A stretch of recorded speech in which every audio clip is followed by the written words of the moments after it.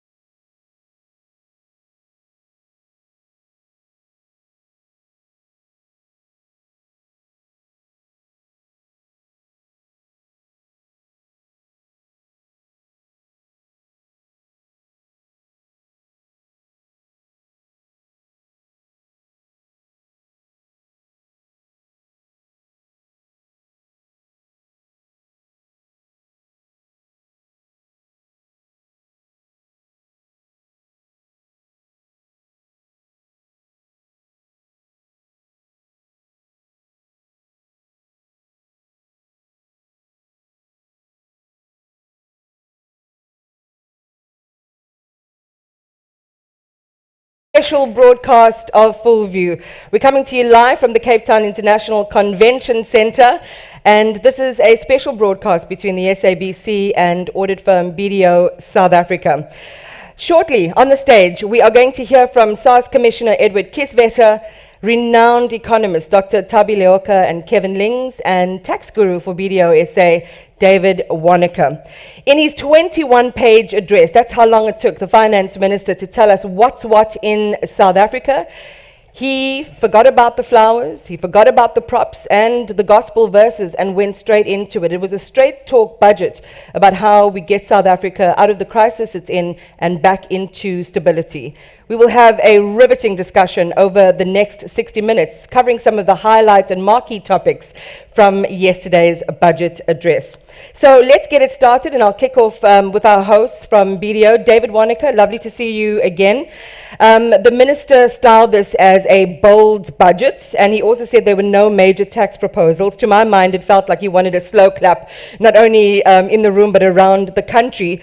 Let's talk about what this means in his announcements yesterday for corporations and individuals, because let's face it, we had a bumper tax collection year. We've exceeded our estimates by 94 billion rand, and revenue projections are 6 billion rand higher than they were last year. Yes, evening all, that's quite right. I think we all breathed a collective sigh of relief. I think everyone was expecting that there wouldn't be major tax increases, and fortunately we didn't see tax increases, so there was roughly 13 billion that has been given back to businesses and to individuals. And it was, I think, quite a good thing that we saw bracket creep adjustments, and that we didn't see an increase in the road accident fund levy or the general fuel levy. And so I think that we can all be quite happy with that. And of course we've got the incentive allowances that were given and the rebate for solar. And we've also got the diesel rebate for food manufacturers, which is quite important in these times to try and stabilize the cost of food, especially for the poorer households. Yeah. So hopefully that will filter through to them. And that's a topic that Thabi will pick on a little bit later on. But when you talk about the 13 billion rand tax relief, what does it actually mean for corporations and individuals? Well, essentially it's made up largely of the clean energy capital allowances for businesses, which is about 5 billion, 4 billion for these solar PV installations by individuals, where they'll get up to 15,000 rand per person back for 1 year. The corporation one is 2 years. And that's what largely makes it up. And then of course we've also got this diesel rebate that's going to be given for the fuel manufacturers. Yeah. Thanks for that, David. Well, let's turn attention now to Edward Kisvetter, our SARS Commissioner. The Minister gave you a lovely gold star yesterday because you've done so well at tax collection and for running an effective tax administration. But he also gave you a shot in the arm. So in addition to direct allocation for capital and ICT projects, you're getting cash for your ability to be able to get cash from everyone else in South Africa. How are you going to be using this to sharpen your teeth? Well, maybe explain to you, thank you, Iman, that how we have been using the additional funding. You'll recall that in the unfortunate period of state capture, SARS had lost... I'm going to hand you the mic because we can't hear you. You will recall that during the unfortunate years of state capture, SARS had lost around 3,000 employees, many of them very experienced. All right, I'm going to ask you to pause there. I'll circle back to you because we're having some audio issues with your microphone. I definitely want to come back to these issues. But let's then turn our attention to one of the biggest issues and the pressures in our economy, which is around Eskom. Electricity prices, I think some of us have forgotten the long view, exponentially risen by 862%, Dr. Leoka, since 2007 to date. A lot of people have to choose between power and food. A lot of people are living beneath the breadline. We have a narrow definition of unemployment at 32%. Was there enough in this budget for the poorest among us? I think there was. So, firstly, we did speak about the relief that we received from a tax perspective. So there were no tax increases, and especially on the income side. But also, the poor were really supported from the levies that were mentioned earlier. But let's look at even the numbers from the budget, where I think about 66 billion rand was allocated towards social development. About 36 billion rand was given to the social distress of relief, and that is the COVID grant, and that was extended till 2024. And then I think 30 billion rand was also extended to general social grants, so old age, children, and disability, etc. So it did protect the poor. But having said that, we have just over 18 million South Africans who are reliant on social grants or recipients of social grants. And then we have an additional 7 million South Africans who receive the social grant of distress, the COVID grant. So that is about 25 million South Africans are receiving some form of support from the state. We should be talking next year and the following year, we should be reducing that number. And that is a measure of success of a social grant system, not an increase of people that are reliant on social grant. And that means that some of our policies, some of our economic policies are not working to ensure that fewer people are reliant on social grants.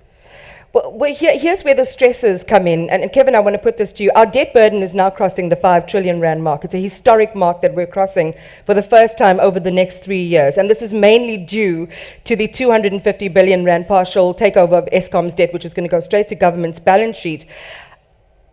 Our debt is high, so our debt servicing costs are also going to be high. How big is the hole that South Africa is in when it comes to servicing our debt? So it's enormous, right? So go back to when Trevor Manuel was Minister of Finance, and he finished his term of office 2009. And he left as Minister of Finance, government debt was 26% of GDP, 26%. South Africa's credit rating was an A rating from Moody's. We forget that. At some point, we had an A rating from Moody's, incredible. Fast forward from 2009 till now, government debt over 70% of GDP. That's a massive 74%, I believe it stabilized at. And likely to rise further, according to the minister. If you look at the credit rating, obviously well below investment grade. So one of the questions you could ask yourself is, from 2009 until now, we've lost a lot of money. We've spent a lot. What did we get in return for that spending? Very, very little. And now we're giving Eskom 254 billion to assist with their balance sheet. So that gives you some sense of the difficulty we've got ourselves into. And obviously that puts a constraint on the economy, an enormous constraint. And I think it's clearly going to take us a long period of time to get on top of that. I think the minister is doing what he can to correct the path, if you like. But he's limited by the environment in which he finds himself. He's limited by the lack of economic growth. He's limited by the high unemployment and the number of people receiving social grants. He's limited by the narrow tax base in this country. He's facing a huge number of limits, right? So in this budget, I think it was incredibly skillful what he did to try and manage all these different components, all the different competing forces, and I think he did a good job. Right. But in the end of the day, the debt level is enormous. The debt servicing cost is almost 20% of our revenue. That means, almost 20% of every rand that you pay in taxes goes on interest, just the interest cost. That's the extent of the damage we've caused I think ourselves. the precise number is 21 cents. Actually, I was reading a figure somewhere. Edward, I want to come back to you. What we're expecting, and to go back to the question I asked you earlier, tax collection revenue expected to hit the 1.69 trillion mark for the end of this financial year. It's almost as if the burden to make up for some of the deficits that Kevin and Tabi were talking about lies with your office. with everything that you've got, I mean, is there still enough? I don't want to say blood to draw from because that might seem a bit rude, but is there still enough? Or do we have to really start looking at alternative sources of revenue? You know, I often say that there's a lot of good news in the bad news. And as Kevin and others have said, we have come through an inordinately difficult decade and more since those wonderful days. I remember as Deputy Commissioner, we delivered the first budget surplus in 2007, which was then just wiped away because of the financial crisis in 2008. And to claw back is going to require resilience, commitment at a political, but also at the level of execution. My own sense is we have less of a policy challenge and more of an implementation challenge. But we keep hearing this. Well, and until we address it and develop a capable state based on meritocratic principles, we will not be able to fix it. We have to appoint people with integrity, people who are competent, and if they don't deliver, they should be dealt with. Consequence management is important.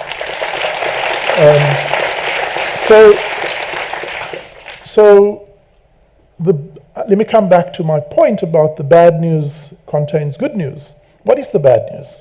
We have seen a decline in compliance levels over the last number of years. We have seen a decline in tax morality. We have seen a proliferation of corruption, often state-sponsored corruption. We have seen an increase in criminal syndicates who defraud the system. That's the bad news. The good news is that if we build a competent revenue authority that's able to administer its laws without fear, favor, and prejudice, that builds deep competence, we can improve compliance levels, and we've seen that in the last 3 years increased by about 3 percentage points. We've seen the confidence that South Africans have in the Revenue Authority increase.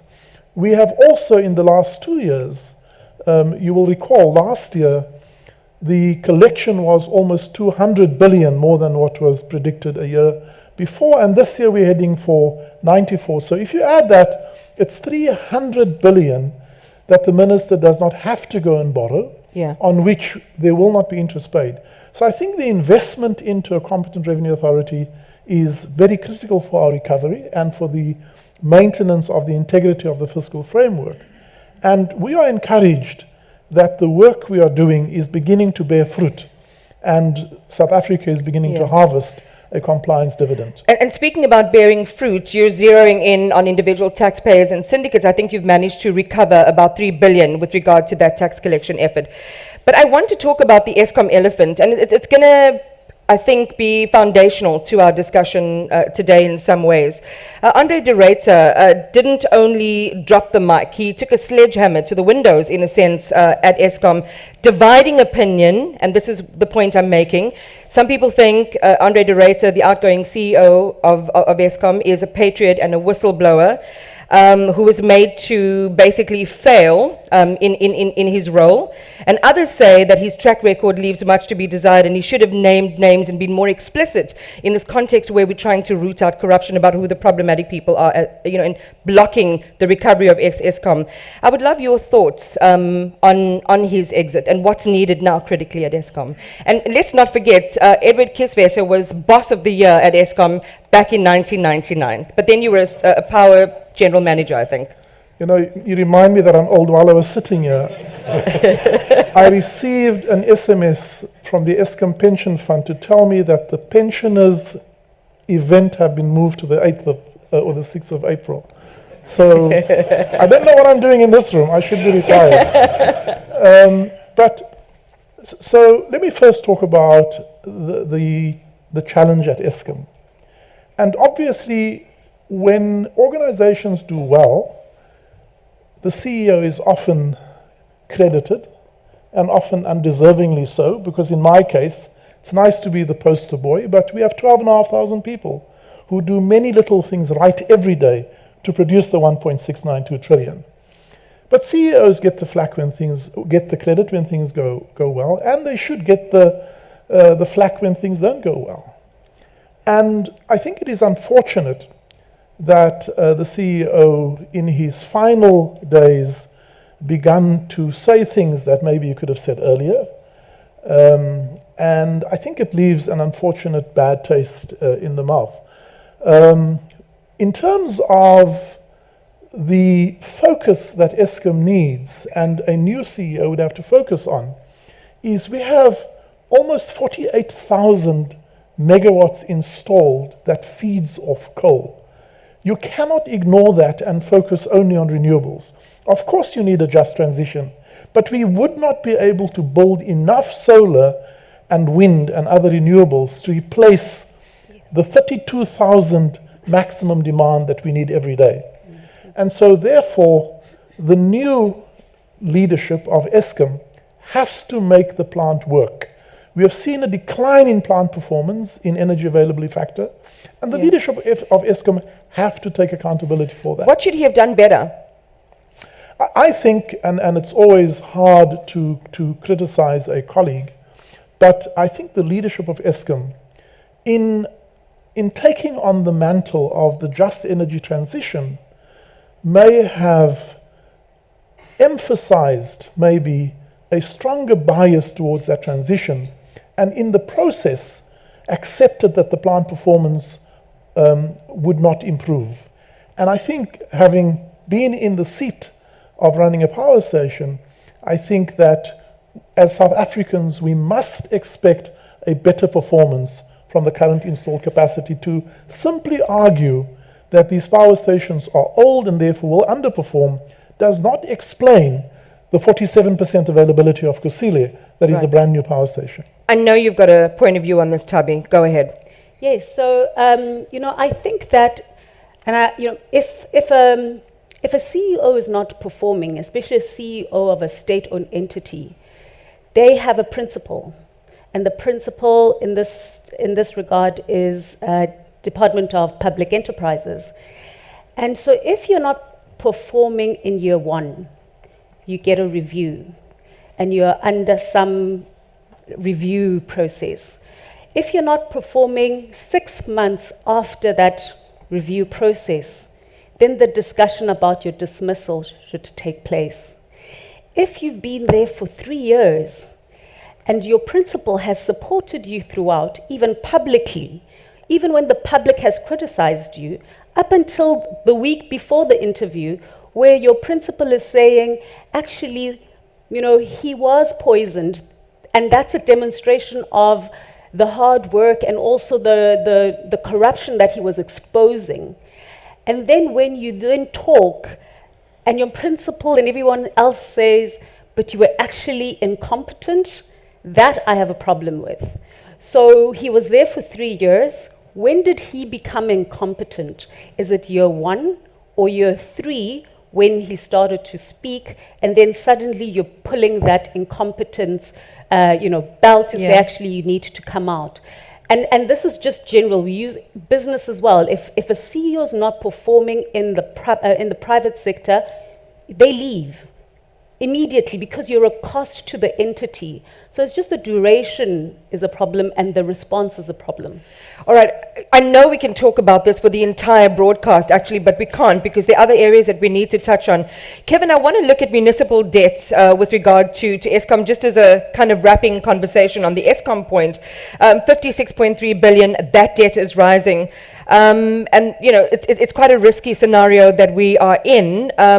And if Eskom is taking on if government is taking on Eskom's debt, why is it not writing off the debts that are owed by the municipality, and should it? There are some fixes that the minister introduced about giving prepaid meters and so on. Has he gone the right route? Is this going to be, but it's not going to be a panacea for all our ills on Eskom, but is this the right route? So from Eskom's point of view, yes, undoubtedly. In terms of trying to stabilize the balance sheet of Eskom, it's part of the fix. It's not the fix. It's not a solution in itself. But it's part of the process of trying to get to a better energy position. You can't allow Eskom to essentially be bankrupt and then try and invest in power generation. So I can see that would hurt. 254 billion is an inordinate amount of money, and what are you achieving with that? Very little on the face, but it's an important first step in the right direction. It has to be followed up by a number of things, obviously, including the restructuring of Eskom, including a better focus on power generation. So there's a lot of work that still needs to be done. The municipal debt is a critical thing, right? We're fooling ourselves here. We're absolutely fooling ourselves. We keep thinking that somehow, miraculously, that money is going to be paid back. Why would it suddenly now be paid back? And quite frankly, where's the money going to come from to make that payment? Most households that are in that situation can barely survive given the cost of living. So we need to draw a line in the sand and try and establish better principles going forward. That doesn't mean that we have to set that as the principle. In other words, every time you can't make a payment, the debt just builds up and we forgive it. But we can't fool ourselves, and Eskom, importantly, can't fool itself thinking that it has that money due to it and it's going to receive that. I think we've got to come up with a solution. I see it the same way that we do the tolling system in Johannesburg. It simply didn't work, and we finally made a political decision on that, and I think everybody's better off for it. I think we've got to do the same thing with municipal debt, but then find a way to move forward from there. Can I add? Yeah, though, sure. And not only just find a way, and it links up with the Eskom problem that you have to capacitate these municipalities with people who can actually run them efficiently. Which so we that hear they from don't the have AG debt. every year. Similarly with Eskom, you can do fancy financial footwork, but if you don't put competent people to take it forward, what stops Eskom from being in another financial rut in a few years' time? And that's the question we should be asking ourselves. So I know we've been talking in glowing terms about SARS, well, relatively speaking, but I know that David has got one bugbear that represents the audit profession with regard to SARS. Go for it, David. You've got precisely 2 minutes. Well, what I wanted to just ask the Commissioner is, from a tax practitioner point of view in dealing with clients, their affairs on their behalf with SARS, we have a sort of a mixed experience, I'll put it that way, that sometimes things work well at SARS and timelines are adhered to, especially with disputes and things like that, and the dispute resolution sort of phase is dealt with very efficiently. But then there are other times when SARS gets behind and it doesn't abide by those times. You have assessments that are raised without any merit, and then you object, you send a whole wad of documentation in, and someone doesn't really apply their mind to it, and they just raise an assessment, or even worse, it ends up at the appeal stage where it never should end up. So my question is just, with the budget allocations that have been given, Commissioner, do you believe now that you've got enough resources to sort of improve SARS's service delivery? I'm not saying it's completely in a shambles, but if you believe that, you can. No, I know you don't. but where it's defective, do you believe that you've got enough resources to improve it, or do you still need to build on that? It's funny you say you have a mixed experience with us, because we have a mixed experience with you. And not all audit firms were created equal. Look, let me first of all say that to the point about capacity, some of us are old enough to remember that you used to send volumes and volumes of documents to SARS, proof of everything. You used to manually fill out your declaration. And you can think now about how efficient that would have been to process almost everything manually by human beings. Today we are in a world where we have already done the following. For 3 million taxpayers, they don't have to do anything. Why? Because we are drawing increasingly more on third-party data. We do not rely on declarations by individuals, and we use machine learning algorithms to compute the outcome and present it to people. So we're able to do that with standard taxpayers, but as our store of data expands and increase, and as our ability to impute data science and artificial intelligence, that work will be less reliant on the declaration by taxpayers, but equally less reliant on human beings within SARS. That's the clear trajectory that we are on. We do drop the ball. We drop the ball for several reasons, Can I ask you to take a breath? We'll come back to the several reasons just after the break. if you insist. Okay. I'm finally having the final word over the SARS Commissioner, which is fantastic. We're going to take a short ad break. We'll come back to questions in the room. And if you're just joining us, we are at the Cape Town International Convention Centre in our special SABC BDO South Africa broadcast. Stay with us.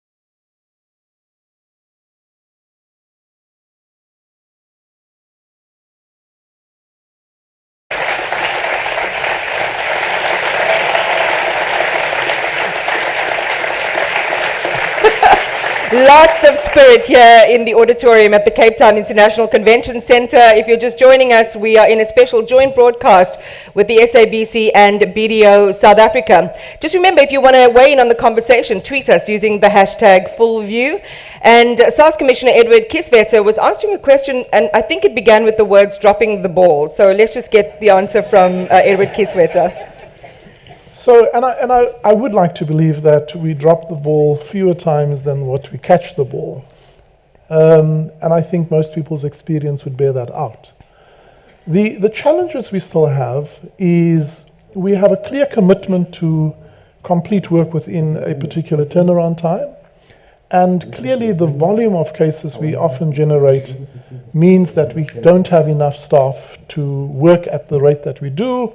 And then we do have instances where an auditor or a verifier may get it wrong. Yeah.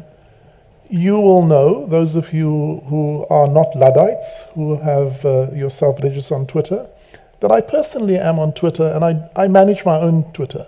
I don't have a team that sits behind me because I put myself out there to feel the pain and the experience of taxpayers. It's the only way that I will be able to truly understand the experience. I go and stand in the queues and listen to taxpayers. So it will take time, firstly, to improve the capacity and the capability of our staff, but also increasingly to automate routine tasks and to be less reliant on the processing of information between taxpayers and practitioners, between SARS and practitioners or SARS and taxpayers, and allow that work to be done with supercomputers using machine learning algorithms. So that's the journey we are on. My invitation has always been that when there is a service issue, we will absolutely, with all earnest, respond to it. You also know that we have a unit that deals with practitioners and with registered controlling bodies. Thanks so much for that, Commissioner. And if there's time, we'll probably come back and revisit some of the ease of accessibility, both in for corporate players and also for individuals. But right now, we're going to turn the microphone over to our audience. And I think we're kicking off with questions from Brian. We'll take a few questions here from the Cape Town International Convention Centre. And then we're going to pop you over to KZN and Umhlanga and find out what the BDO team there is also thinking about. Oh, hi, it's not Brian. It is Brian. Go for it. Thank you. Firstly, I think the minister must be commended. The commissioner? The minister. Oh, the minister. Good. For addressing the big issues, yeah, but maintaining fiscal discipline, right? I think, however, the elephant in the room is the public sector wage bill. What are your confidence levels with respect to those negotiations and the ability to achieve an outcome which is sustainable but doesn't negatively impact on service delivery? We've spoken quite a bit about meritocracy and a capable state. How do we balance that? What are your confidence levels to manage that negotiation effectively? Thanks for that question. We have a second one. Good day. My question is just with regards to the solar tax rebate incentive. For those individuals and businesses that have already incurred that capital expenditure, what benefits are there, if any, for those? And whether there'll be a retrospective application of the provision. All right, 2 questions on this side. Hi, good evening. My name is Fiaz Mohammed. My question is with regards to the morale and confidence of South Africans being at the all-time low at this point in time. How does one reconcile the Treasury spending billions of our surplus on failing SOEs like Post Office, SAA and Eskom? Thank you. Thank you so much.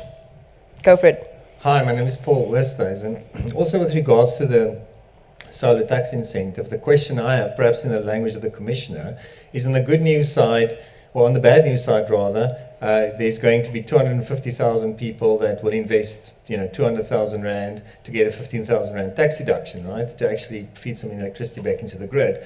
Presumably the same taxpayers that are already in the top brackets in the personal income tax. So give us the good news, Commissioner. How many stages of load shedding are we going to buy with that incentive that we are, with that stealth tax? All right, thank you so much. Let's take us then to KwaZulu-Natal and to BDO's Umhlanga offices. And our reporter, Jade Lee Porser, is there. Jade, what are you hearing?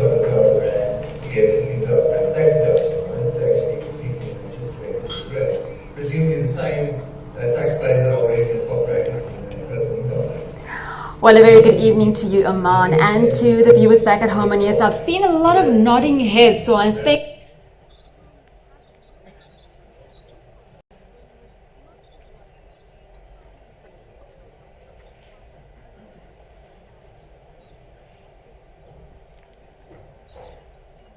Are we supposed to hear that? All right, so I think we're having some audio problems. I'm a good lip reader, but I'm not that good. So I can't tell you what the question was. But I think on that note, we will take a break, re-establish our comms with KZN. You can all take a breather. And please do join us when we come back as we begin to take some answers to those questions and some closing remarks. Remember, it's not only an architectural conversation. There are a lot of South Africans who are suffering psychologically from what's happening in the country. Are worse days yet to come in this democracy of ours, or is there light at the end of the tunnel? I know somebody will say the light is an oncoming train, but that's not the answer. Stay with us. We'll be back straight after this.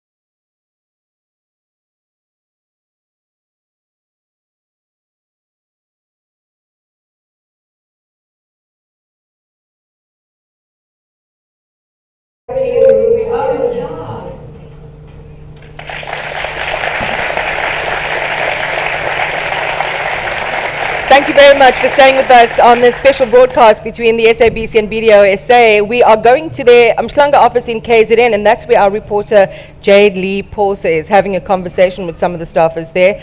Jade, what are they asking?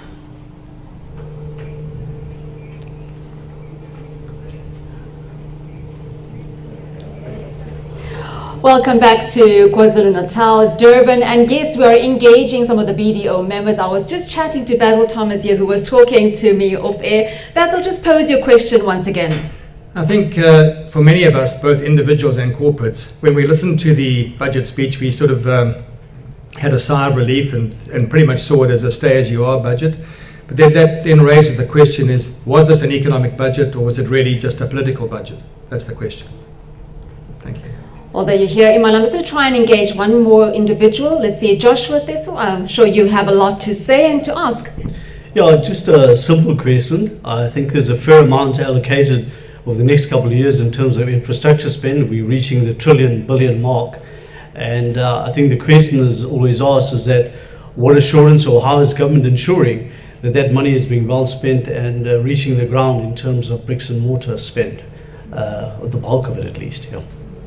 Well, very pertinent questions coming from this leg of the BDO event happening here in Umhlanga. I'm going to hand it back to you as you engage some of the members that side. Thank you very much, Jade Lee. So there you have some of the questions that are being asked, and I think we'll take a moment now to really reflect on those. And maybe we kick off, Tabi will kick off with you and the public sector wage bill. I think 45.6 billion rand was the allocation that the Finance Minister made. This is just to kind of make up for the carry-through costs. However, we know that the unions have reacted to this. We saw what they said today. This is not something they're expecting, warning of intensified labour action over the next few weeks. How does South Africa get over this sort of, well, it's not an unexpected hurdle because it's been brewing for many weeks now? For many years. Remember that initially government reneged on the public sector wage agreement in 2020, and it actually went to the Constitutional Court where government actually won, using COVID as part of the rationale for not paying it out. This time around it's going to be very difficult for government not to pay the wages, but the question is, what is the increase? And it will obviously be very punitive to our fiscus, because this is, especially if it's higher than what is expected and what was expected in the budget. In terms of disruptions, we don't know. We obviously don't want disruptions. We can ill afford disruptions right now in this economy. But people are angry, and people are angry for various reasons. It's very easy to agitate people. And we just don't want, especially public sector wage workers, to be agitated. Yeah. Just can I answer some of the other questions? Sure. So on the morale and confidence, I think that is a very critical question that we seem to ignore. We talk about load shed stage 6, and then we talk about, we need to be productive and we need to be resilient and have hope. But it's very difficult to be resilient and have hope when for 16 years you've been talking about this whole electricity crisis. When you get home after a long day of work, you can't even warm up food. You can't even warm up your child's milk bottle. You can't watch TV. You can't do what you used to do, which is what normal people do everywhere else in the world. So I think we are a depressed nation. And I don't know what the mental consequences of that are, but you can't expect a depressed nation to be productive. And that is what I'm fearing as an economist, is that we're not going to see the productivity levels even in a very tight economic economy because of just the general morale has just been, it's declining and decaying. Well, as we bed down the conversation a little bit later on, hopefully we can look to the opportunities that exist in our economy. Let's go, Kevin, to whether this was a political budget or not. No, I don't think it was a political budget. I think what you would have hoped, and I think what the question was alluding to, it's a fair question, is does the budget move the country forward? Are we going to see a significant change or developments as a consequence of the budget? And you would say no, there aren't any big significant announcements that are going to change the game, if you like. But I think that's unfair in the sense that it's not recognizing the constraints. And the constraints are enormous. So given those constraints, what can the minister do? And there's a big constraint that I think people don't necessarily fully appreciate, and that is you've got to appeal to foreign investors. You've got to appeal to credit rating agencies. You've got to show discipline. It's not just about let's spend a whole lot of money, let's try to drive this economy by investing in ports and rail, etc., and just go for it and get the economy going. That would be beautiful. The problem is that what is the foreign investor going to do? We as a country, we are absolutely reliant on foreign investment. There's very few things you can say categorically about South Africa, but you can say this categorically. South Africa cannot be economically successful without foreign investment. And as a consequence of that, when the minister crafts the budget, he's got to take all of these constraints into account. When I look at it, I think he did a good job given the constraints.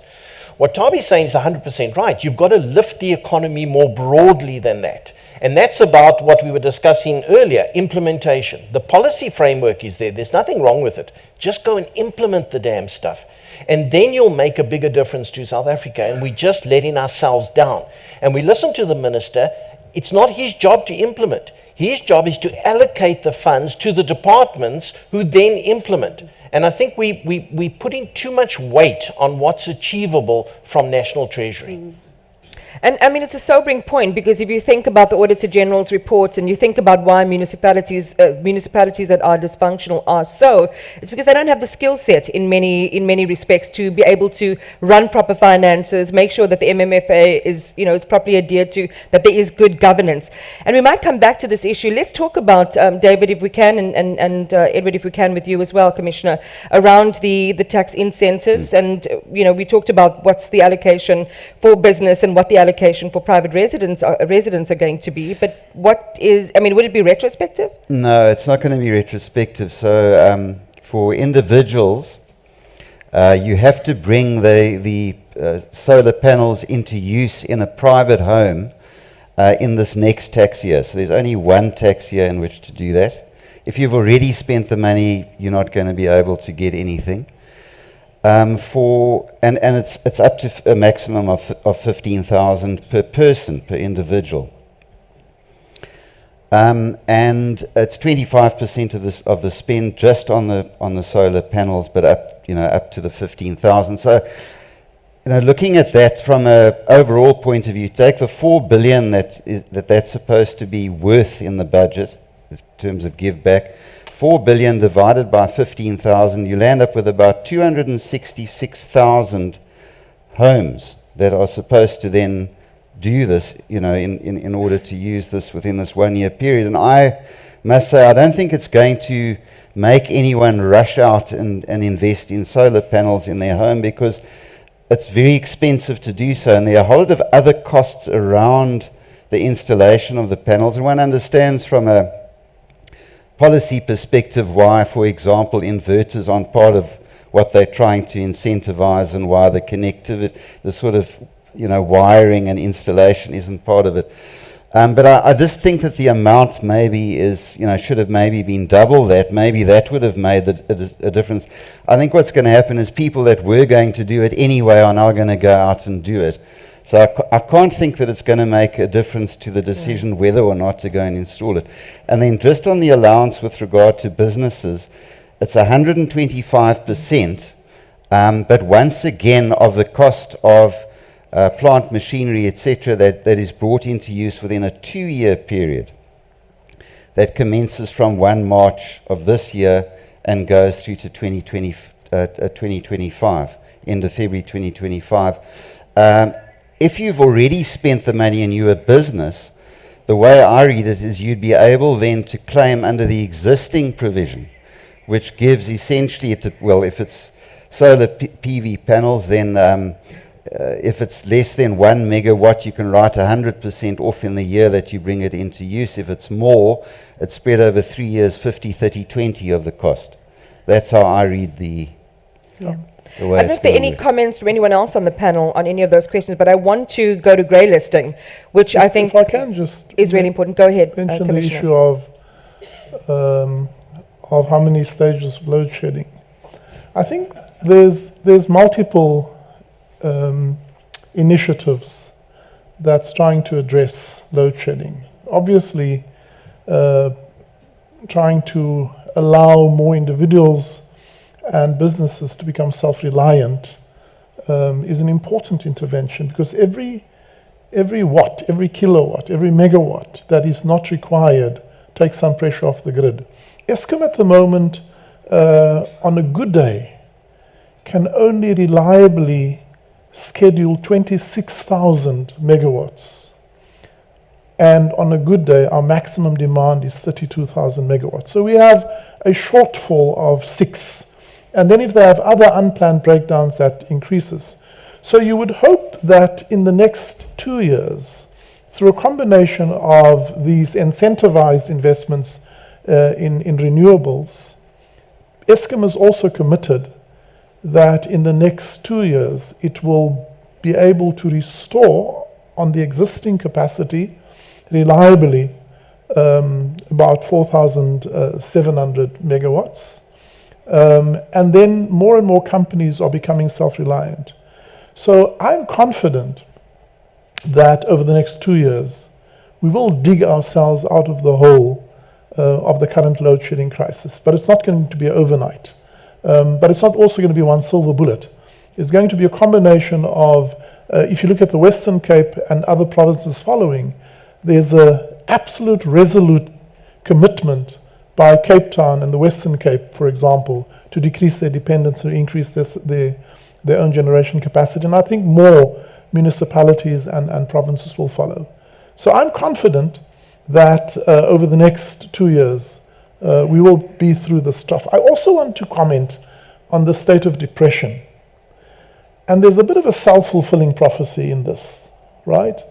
That we can be as depressed as we choose to be, or we can count our blessing. Now, it is absolutely wrong to be in denial about the challenges we face. Yeah. That would be, you're either smoking something or you need serious therapy.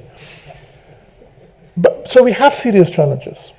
When you travel the world, okay, you begin to see that there are global challenges, energy crises, climate challenges, food supply chain interruptions. And the people in this room are inordinately privileged compared to many, many millions of South Africans. You know, when Cape Town was moaning day zero, people in the township said, we've always had day zero because we don't have the services. And I think it is incumbent on every single one of us to make a decision. Do you want to be part of the problem or part of the solution? Because South Africa will not change when the government takes out some magic wand and improve. South Africa has always changed when there is active citizenry, when people say so far and no further. And I'd like to challenge every South African to ask themselves, what am I doing to improve the situation in South Africa? I spoke to you that I'm an active member of the Eskom Pension Fund. I am. But 4 years ago, I made the decision that I'm going to accept the challenge to try and make a difference instead of just sitting on the side and complaining. And I think more of us must get beyond this us and them mentality and see this as our country, and we want to change it and leave a legacy for our own children. Yeah, I wish you'd saved that for the end. This was pretty good.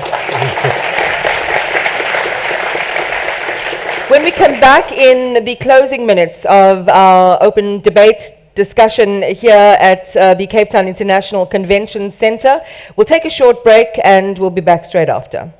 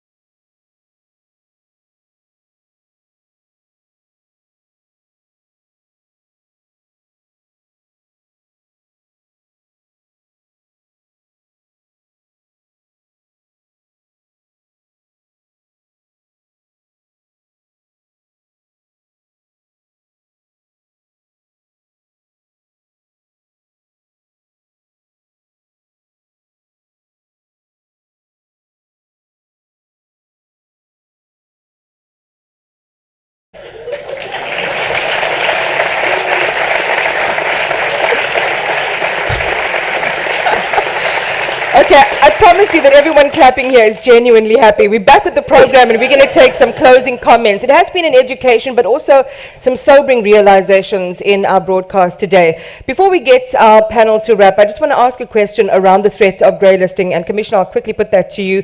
The NPA has got more money. I think it's 1.3 billion rand specifically. The Financial Action Task Team, of course, is holding us, I won't say holding us over a barrel, but they've created some conditions and recommendations that we have to abide with in order to avoid a grey listing.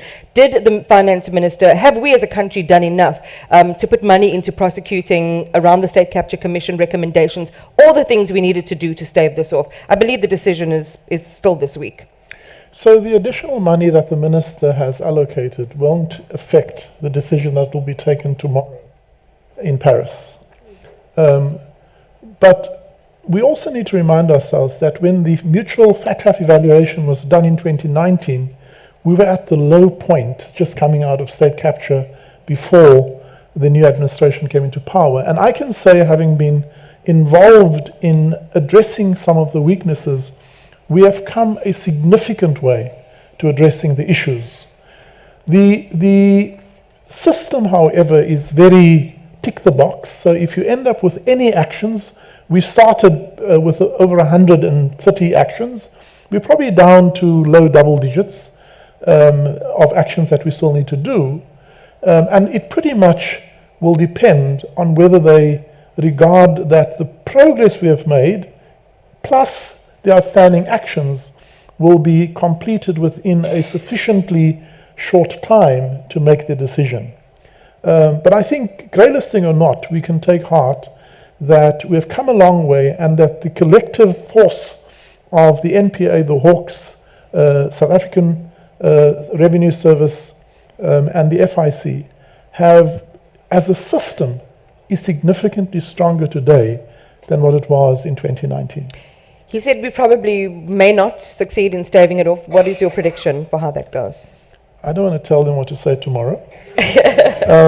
Look, I think that one of the outcomes that we are preparing ourselves for is that the committee will consider that we haven't completed all the tasks, and that's a fact, whether or not they believe that those tasks... So if they take a view that we can complete the outstanding actions within the next 6 to 12 months, they will be more cautious to grey list us. But if they think that we will take 3 years to do so, then clearly they're going to lean more to grey listing.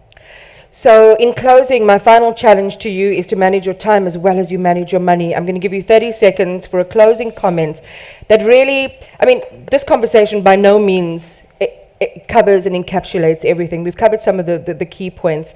What do you say to people who are grappling with transitioning psychologically, making a plan for their families, being solution-oriented, like the Commissioner said? What is your message to South Africans? David, I'll start with you. Kevin, you, and then Tabi. I'll give you the final word. I tend to think that we're now at such a low point that things should get better from here. I think that's another way of looking at it. We're coming off a low base. So I think one's got to... I love that. It's a very 100-acre wood statement to make. Things can only get better from here. Very Tigger. Go ahead, Kevin.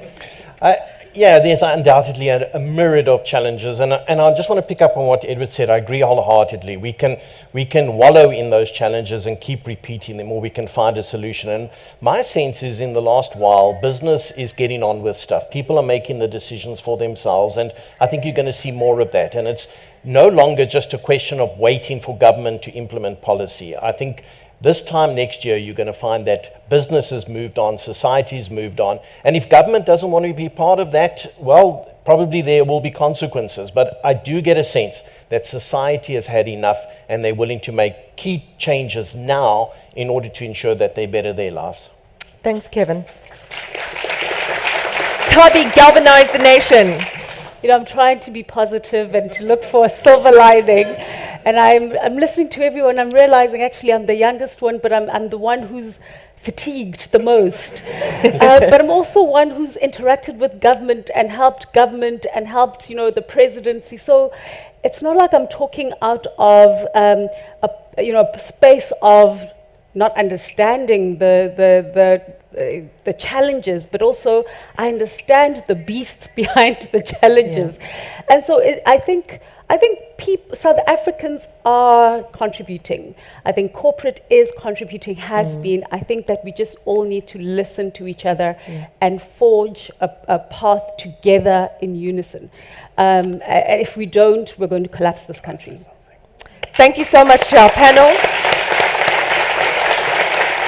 So as we wrap our bulletin, we'll quote the philosophies from comic books around the world that we grew up reading. This can either be a moment for us to tap into our superpower or be completely debilitated by the kryptonite that is in our environment right now. I did pretty well, I think, with that little analogy.